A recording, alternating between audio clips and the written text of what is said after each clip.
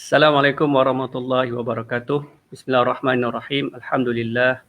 Wassalatu wassalamu ala asyrafil anbiya wal mursalin wa ala alihi wa sahbihi ajmain. Kali ini saya nak kongsikan berkenaan dengan kaedah fajar. Kalau kita lihat dalam iklan bengkel asas faham faraid, saya ada letak menggunakan kaedah fajar. Jadi apakah kaedah fajar ini? Kaedah fajar ini merupakan salah satu kaedah ataupun cara untuk kita memahami ilmu faraid dengan kita menggunakan gambar rajah pokok keluarga. Seperti mana kita maklum bahawa terdapat banyak contoh-contoh gambar rajah pokok keluarga. Kalau kita lihat dekat sini, ada beberapa saya tunjukkan. Dan setiap gambar rajah pokok keluarga ni ada keistimewaan masing-masing.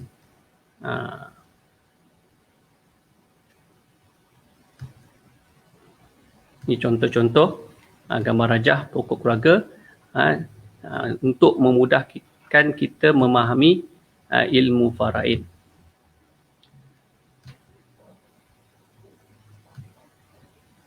Yang ini kaedah syajaratul miras di ashabil irthi, iaitu milik guru saya Ustaz Jabal Alam Shah daripada Indonesia. Okey, baik. Jadi pokok keluarga kaedah fajar ni gambar dia seperti ini.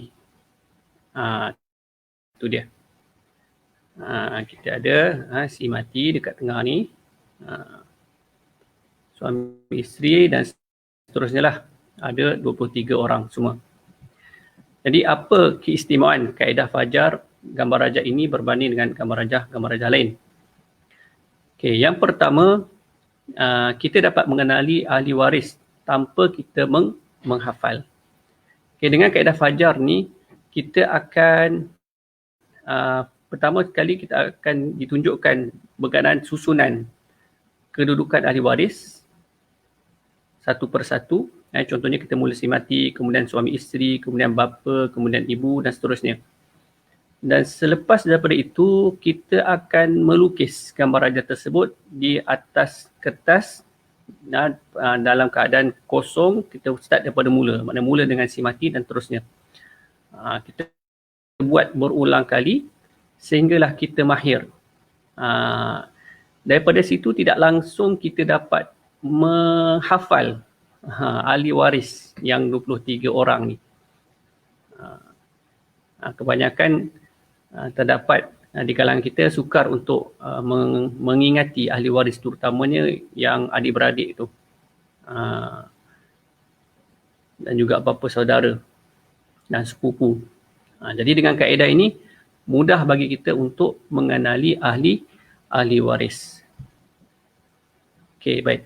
Itu yang pertama. Yang kedua, kita dapat mengenali golongan ahli waris. Golongan ahli waris, kalau kita tengok dalam gambar ini, gambar rajah pokok keluarga ni, kita ada yang pertama kita letakkan sebab mendapat pusaka. Yang pertama pernikahan suami isteri. Kemudian sebab nasab. Nasab ni kita ada 4 golongan. Kita ada golongan atas yang berwarna hijau, golongan bawah warna merah, golongan tengah yang berwarna biru dan juga golongan sisi yang berwarna oranye.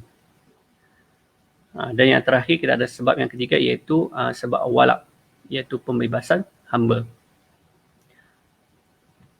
Itu yang kedua. Dan yang ketiga, kita dapat kenali bukan waris. Dengan gambar rajah ini kita juga dapat mengenali mereka golongan ahli keluarga, tetapi mereka ni bukan ahli waris. Maksudnya mereka tidak layak mendapat harta pusaka si mati. Contoh, kita tengok golongan atas. Kalau dalam golongan atas ni, kalau kita lihat di sini, datuk sebelah bapa, datuk sebelah ibu. Okay. Datuk sebelah ibu dekat sini, dia bukan ahli waris. Dia bukan ahli waris. Begitu juga kalau golongan bawah, cucu daripada anak perempuan. tidak kira lelaki ataupun perempuan, bukan ahli waris. Okey, itu yang ketiga. Dan yang keempat, kita dapat susunan ahli waris yang tepat. Contoh, jadi dekat sini susunan ahli waris, contohnya bapa, ibu, jadi anak dia si mati. Kemudian dia ada adik-beradik. Adik-beradik dia ada seibu sebapa. Seibu sebapa maknanya ibu dan bapa yang sama dekat sini. Kemudian dia ada adik-beradik sebapa. Sebapa dekat sini maknanya tidak berhubung dengan ibu. Maknanya dia ada ibu tiri yang lain. Begitu juga adik-beradik seibu. Dia akan berhubung pada ibu sahaja. Seperti bapa saudara, seibu sebapa, dia berhubung dengan nenek dan datuk yang sama. Kemudian bapa saudara sebapa, yang dia berhubung dengan datuk sahaja. Dan begitulah seterusnya.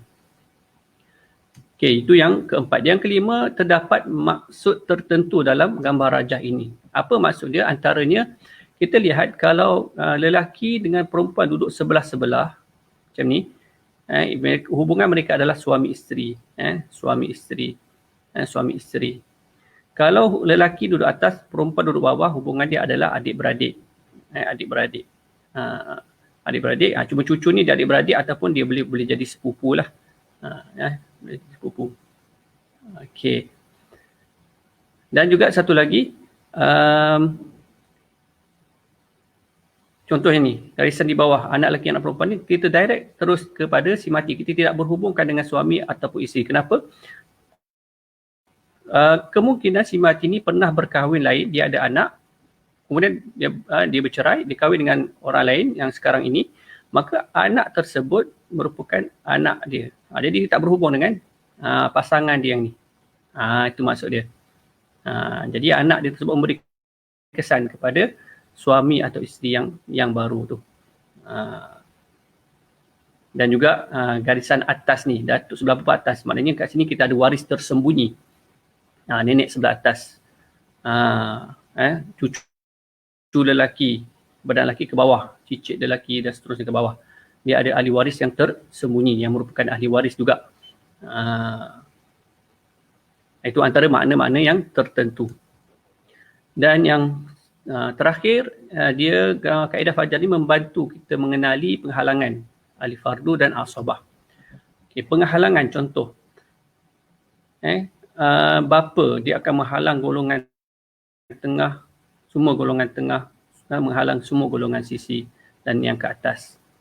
Dan juga kalau kita tengok kedudukan saudara lelaki, saudara perempuan seibu, dia duduk sebelah kiri. Memang betul lah kedudukan dia dengan ibu kan. Dan dia ada maksud iaitu yang mana mereka ni adalah istimewa. Dari segi penghalangan, mereka ni akan dihalang oleh datuk sebelah bapa. Adik-beradik yang lain, seibu sebapa dan sebapa tidak dihalang oleh datuk. Begitu juga saudara seibu ni dihalang oleh anak perempuan. Yang lain dia tak halang. Okay. Dan begitu juga dalam pembahagian. Pembahagian, maka mereka ni special. Mereka mendapat 1/3 dengan 1/6 berbanding yang lain. Yang ni ada asabah, saudara lelaki sebapa dan sebapa ada asabah. Dan saudara perempuan ada 1/2, 2/3, yang sebapa tambah 1/6.